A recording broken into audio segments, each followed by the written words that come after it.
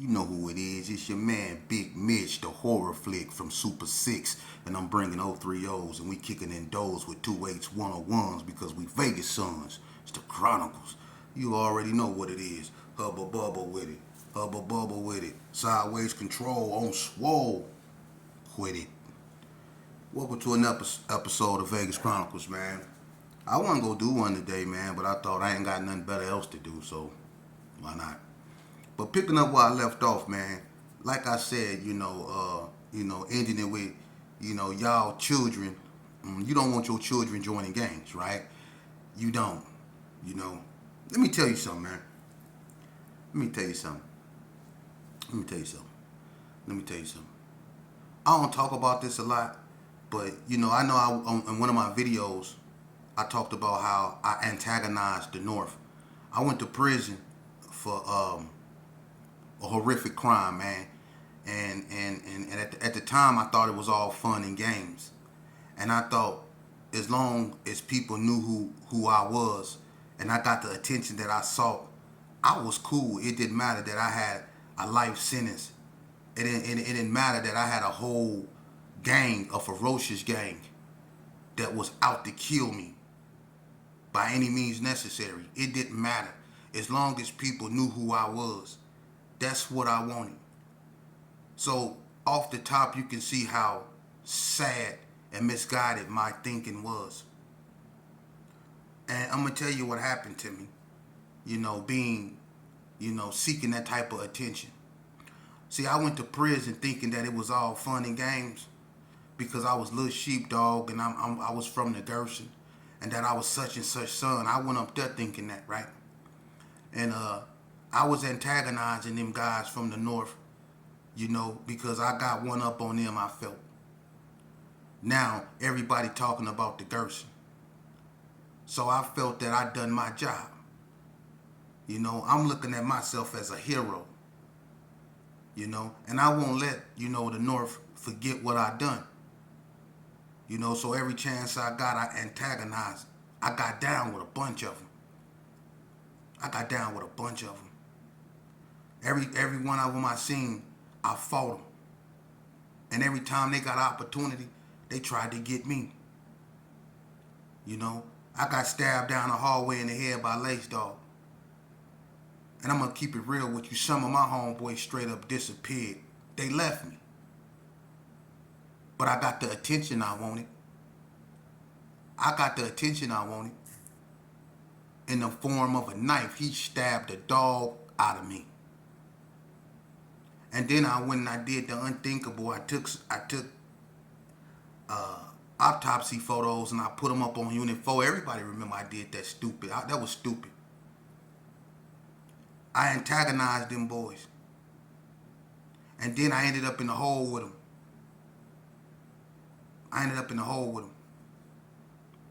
And they got at me.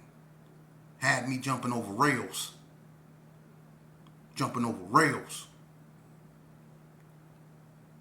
So when you sign up for this, man, know what you're getting yourself into. And one thing I realized, see, being in prison is different from being out here on the streets. Because, see, these dudes got guns and all that. Plus, they can pick up their phone and they can call 911 real fast on you. I had a girl do it. They do the same thing in prison. They call home and they tell their mamas on you. And then their mamas will call up to prison. They'll call home. My own homeboys then called home and told their mamas that I was deboing them in prison. My own so-called homeboys told them, they mama on the phone, that I was deboing them and gave their mama my whole name and my back number. And they mamas called up there to the prison and told them people that I was extorting their son. And they locked me up for extortion of my own homeboys because I politely asked them to go buy me a carton of cigarettes. I said, please, I'm keeping it 100. You didn't have to call your mama, though. But this is what you signing up for. It's a dog-eat-dog world. For real. And when I was in NSP, I was arrogant. I thought when they gave me a 3-year dunk, that was cool. I never expected to go home. I was stabbed in the eye, pronounced dead, warring with the Cali boys, thinking I'm defending my backyard. This Vegas with us.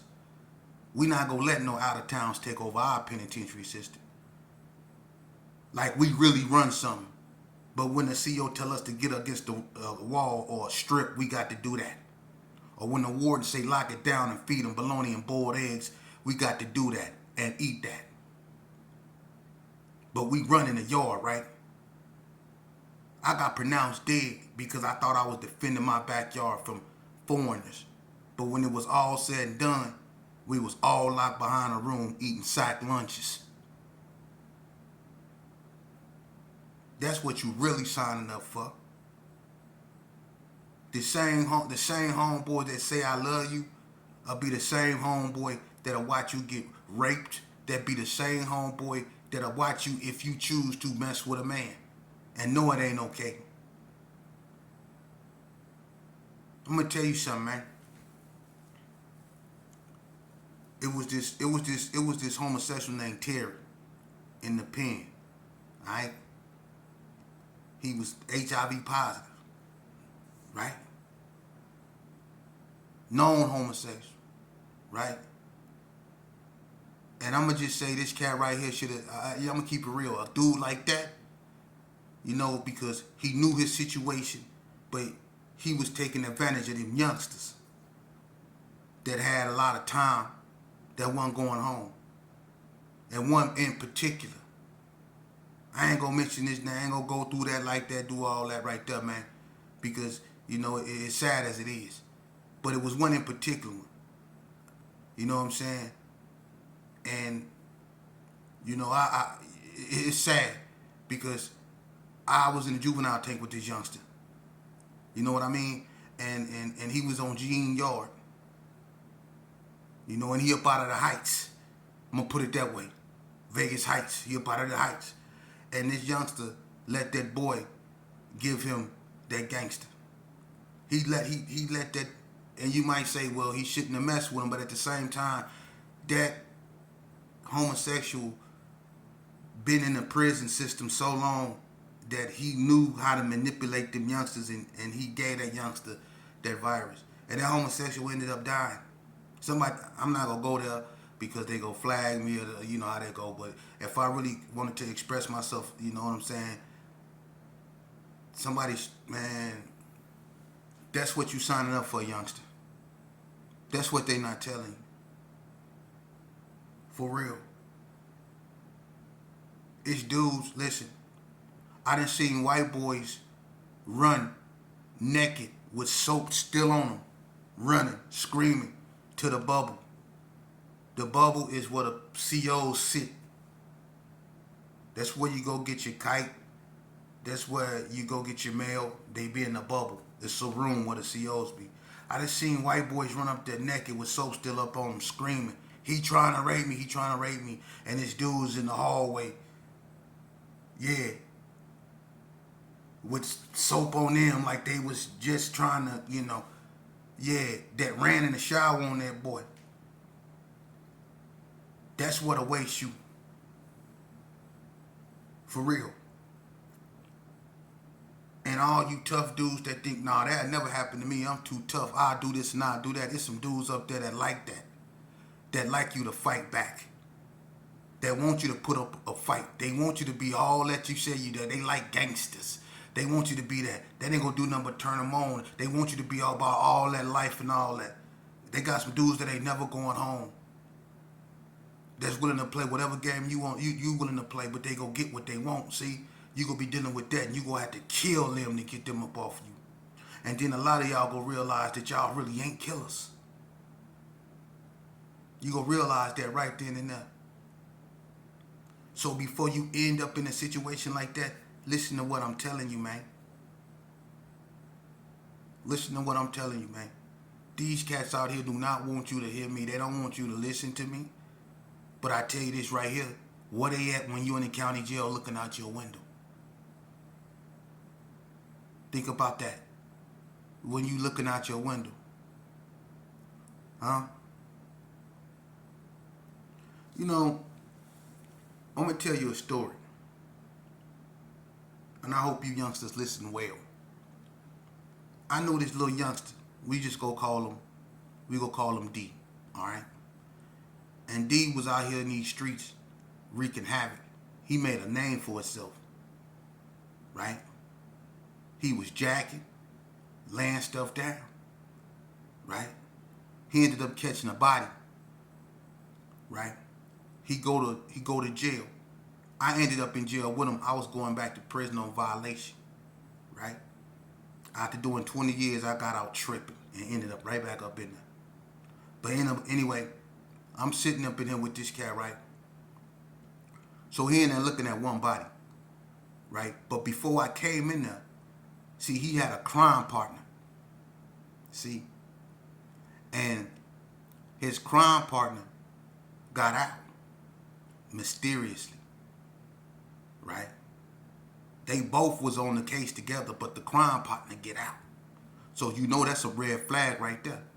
Then the crime partner ended up catching another case and coming back to the county. And they put him in the same module as D. Now right then and there, he had ample opportunity to either take care of his business or get to the bottom of something.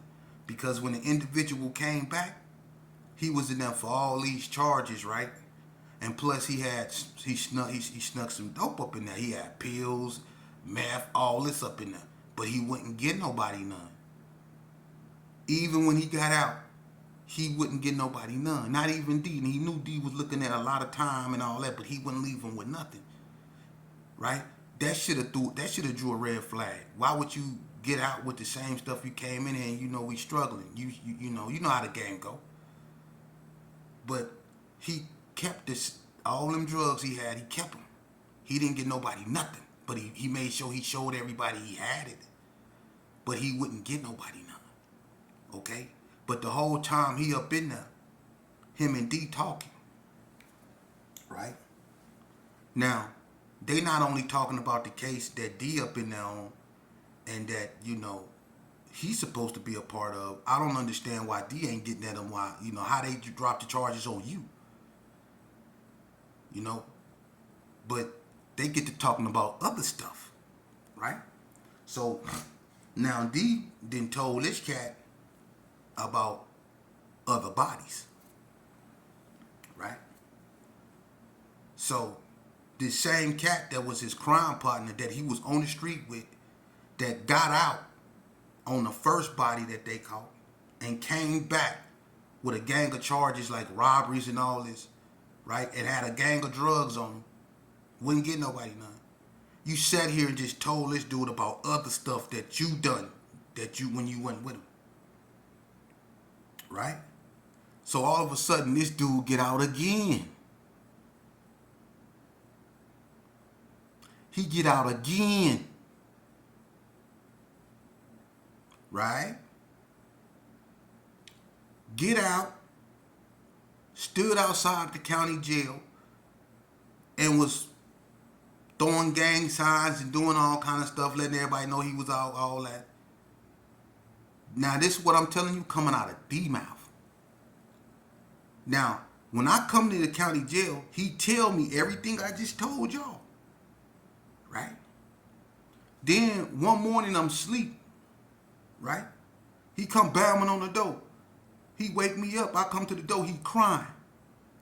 I'm like, what happened? He looked at me. He told me he just got hit with another body. So now they finna charge him with 2 murders. So that individual that came up in there, that he told that information to, they went back. So that's what you signing up for, homie, when you play this game. So when your homeboys tell you they love you, understand it's a thin line between love and hate when it comes between you and their freedom. It's a thin line between love and hate. Ask anybody in any hood. Ask anybody in any hood. There's a thin line between love and hate when it becomes between you and someone else's freedom. For real. Take it from somebody like me that's been through it. I done been betrayed by this game. I done played this game. I believed in this game. I killed for this game. For real. I did everything I was supposed to do. I never ran. I never told on nobody. I never did nothing. I did everything I was supposed to do as a gangbanger. Everything destructive that I was supposed to do according to my nature at that time, I done it. So take it from me, because I suffered the consequences from it too. And I learned firsthand that my biggest enemy, I'm going to tell you this here, and you go, and I hope you don't have to find this out the hard way, because a lot of people that find this out the hard way, they either on the ground clutching their intestines hoping that ambulance get there before they check out, or they already laying on the autopsy table. See, that's when you find out the hard way. So I'm trying to tell you to avert that.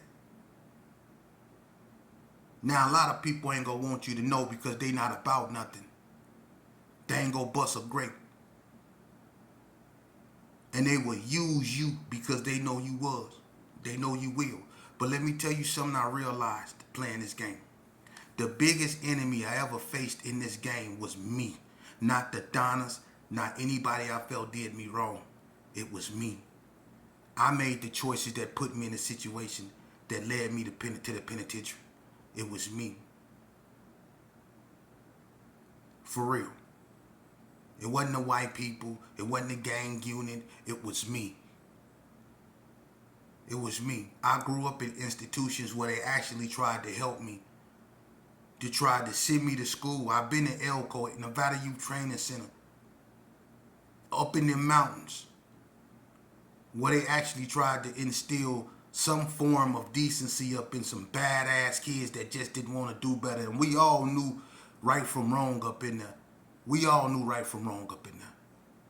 Because in order to get out of Indians, Nevada Youth Training Center, you got to have 6 credits. They start making that a criteria for you to even be considered for board. You had to have, meaning you had to go to school and actually participate. So they tried to help us and educate us. They had vocational classes there. Bird form. They had us doing constructive stuff, trying to help us out. I was on a wrestling team. I was on a track team. They had football, basketball. They had everything that you wanted to participate that was positive, to avert us from being in gangs. They tried to help us, but we chose to do wrong for whatever reason. We chose to do wrong. So this isn't nobody's problem but us. Because we had a choice and we chose to do wrong. And you looking at a dude that could have died. I could have died on 3 separate occasions at the hands of the police, and it would have been justified because I was under the influence of PCP trying to throw a gun, trying to get rid of it. And when they called me for this murder, I was a fugitive reaching for a gun. They could have killed me on 3 separate occasions. They could have knocked me down and been justified. So you can't tell me that it isn't God's will for me to be standing here, sitting here, explaining to you coherently what you signing up for. There's a lot of people, like I say, that don't want you to hear this message because it's cool when you up there at Bell's or wherever you might be blowing y'all brains out. It's cool because that's that gangster shit. But what about when the mama, you ever look the mama in the face? And then a lot of times these youngsters that's dying out here is people I grew up with, children. It's they kids. It's they kids. And they not gonna never be right. So for the ones that's out here that's proponents of this, that think that's this cool, man, God got a special place in hell for y'all. For real. And if you know better, meaning if you've been through it and you know better, and you still out here with that, then you already know the flame you feel is going to be hotter than the non-believer. The part of hell you get put in is going to be hotter than the atheist because you know better. You a hypocrite. I know right from wrong. For me to still be out here talking about I'm a Gershon, talking about this K down, trying to teach a child to be up under the crown, God will place me in a place that you can't even fathom because I know better.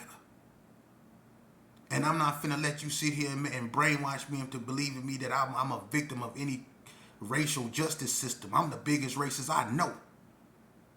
I was the biggest racist I know. I did more to harm blacks than any white man I can think of. Hands down.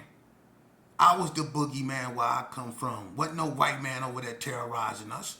Wasn't no bald-headed white boys with swastikas on their backs coming over there terrorizing us. We was terrorizing us. White people were scared to come over there. We was terrorizing us. So if we victims of any type of racial injustice system, it's self-racial injustice. Let's keep it real. I've been called more niggas by people that look like me than any other race of people on this planet. I've been called more black spooks. I've been called more disrespectful, whatever you can think of by people that look like me, than any more people that you can think of. For real, hands down. Hands down. Hands down. I'm gonna keep it real. When my parole officer, Mr. McKenzie, with his crater face ass, when I was in juvenile, he dropped me off over my mama's house. He didn't want to take me to the girls. He knew I couldn't be over my mama's house. My mama stayed in West Coast. I tried to walk from West Coast to the Gershon. I got over there on the side of Madison by them houses, going straight into Paru turf. I was over there on that side street right there when a photo little red car with graphics on the windows pulled up and Boosie B them jumped out the car and said, "What's up, blood?" And the way he said it though, he said, "What's up, blood?" It's like he shook my soul when he said blood, because I knew they was finna hurt me. I was just a kid too. Man, look, all you heard was my feet hitting the ground.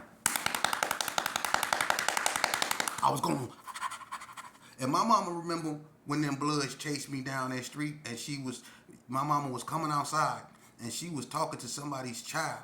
And my mama remember how I ran by her and locked her out her house. I surely did. In the name of Jesus, I locked my mama out of the house. And look, called the police on myself. And told them I ain't belong over there. You can say you call me what you want to call me. Yeah, I did. I called, man, look. And Metro offered me a ride home. What are you going to do? And was threatening me and all that, talking about they ought to leave me over there. They ought to take me and drop me off in Paru turf. Had my heart up in there. I ain't never in my life had my heart. My blood pressure was off the roof. They were talking bad to me. How y'all gonna come over and talk bad to me? They trying to kill me. You mean y'all talking bad to me? Talking about we gotta let him go. He wanna be in the game? Send him out there. You wanna be tough? Talking about letting me go. Man, y'all better, man. And then one of them gonna say, well, you wanna ride home? Hell yeah. Hell yeah. And got escorted up out of there. I don't care what nobody say. You can say what you want to. They finna kill me. What you mean? And they was let that crab go. Let that crab go. Make him walk home. Man, look. I got in the back of that car. I took that ride home. They offered me a ride home. Shit, I took that ride home. I'm keeping it real. I'm keeping it real. Now, look at who they was protecting me from. My own people.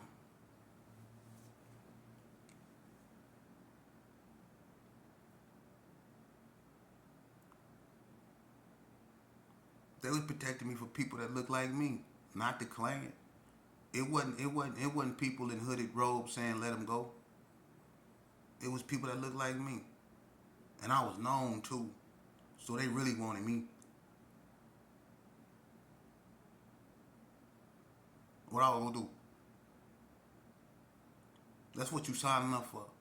That's the truth. We our own worst enemies. But we want to put it in somebody else's lap. Let's stop doing that, man.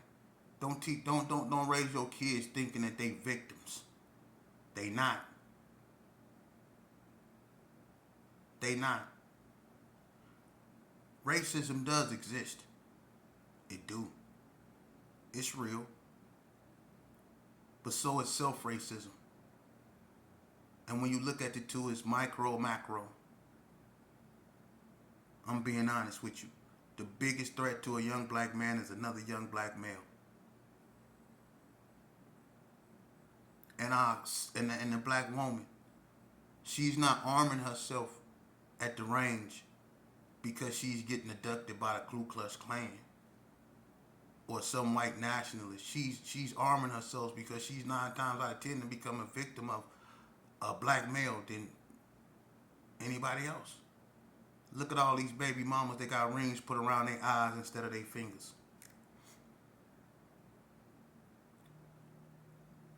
I watched some of my homeboys beat their baby mamas to a pulp just because she didn't want him to be with us. And you know what? She was right, because we was up to no good. We was up to no good. And you know how many people would still be alive if they listened to their baby mama and just stayed in the house on them days when she begged and pleaded, but they just was irritated by her and they just jumped on her because they felt she was just being overly nagging, and they just jumped on her. You ever thought about that? See, we want it one way. We want to play victim, but then we want to victimize. But we want everybody to focus on the fact that we are victims of this and we victims of that. But look at the victimizations that we do. Look at how we victimize our own community. We tear it apart, spray paint it up. You go over there, ain't nothing but broke